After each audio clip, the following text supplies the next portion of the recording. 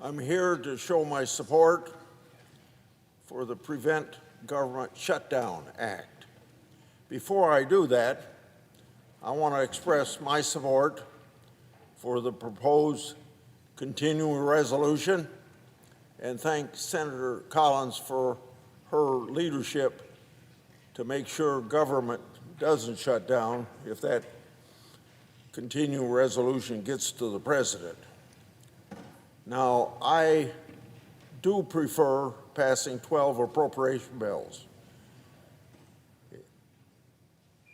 And while I do that, I can say at the same time it's my opportunity to tell my colleagues on the other side of the aisle to work with us and get your job done to avoid a government shutdown. Funding the federal government is a core responsibility of Congress. The fiscal year begins October 1st each year. If appropriation bills are not signed into law by the September 30th, lawmakers and the president must agree on a temporary spending resolution. That's known as a continuing resolution.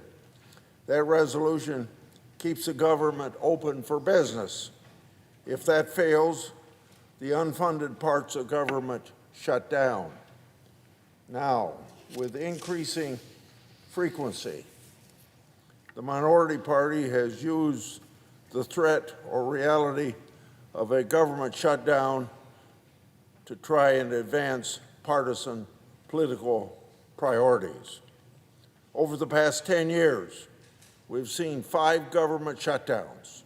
3 of them, one a full shutdown and 2 partial shutdowns, have occurred in just the past 9 months. Unfortunately, it looks like we could be headed for a 4th before the end of the year. History has repeatedly shown that shutting down the government is not only bad policy, it's bad politics. It has also shown not to be a great bargaining tool. By a bargaining tool, I mean there's some group of senators or sometimes an individual senator will say, we're going to shut the government down until I get some policy that that individual wants or that group of people want. And you know what? Eventually government opens up and the bargaining tool instrument has not served the purpose of the members that shut down the government. It's a simple fact. It costs taxpayers money to shut down the government and even more to reopen it. And in a time of fiscal crisis like we have now, you shouldn't be wasting that kind of money.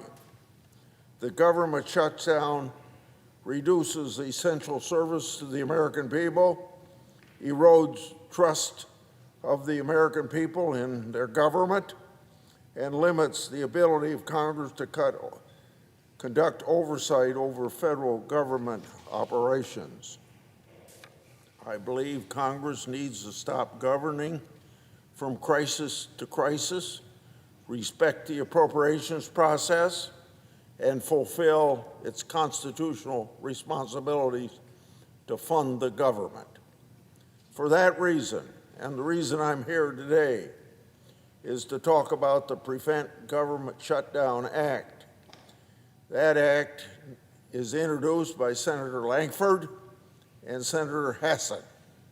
This bill would make government shutdowns a thing of the past by providing an automatic continuing resolution should Congress fail to complete its job of passing appropriation bills on time.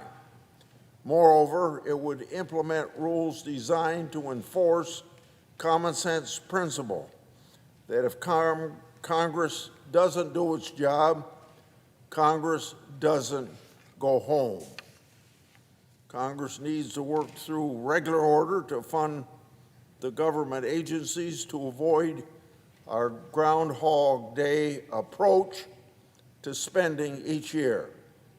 Americans deserve better. They should not be asked to pay a price for congressional dysfunction. It is past time that we put an end to the recurring political sideshow of government shutdown. So that's why I say let's enact the Prevent Government Shutdown Act by Senator Lankford and Senator Hassan.